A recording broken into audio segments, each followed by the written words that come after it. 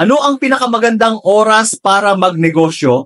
What's the best time to start a business? Grabe na ang taas ng bilihin. Parang bawat araw may nadadagdag sa gastos. Kaya ang tanong mo, kaya ko pa bang magsimula? Ang sagot, oo. At baka nga ito na ang pinakamagandang panahon para magsimula. Dahil sa hirap ng panahon, natututo tayong magtipid, maging madiskarte, at maging malikhain. Kung ngayon ka magsisimula, matibay na foundation agad ang nabubuo. Hindi kailangan ng malaki agad. Mas okay nga ang maliit muna kasi mas kontrolado mo ang gastos at mas mabilis kang matuto.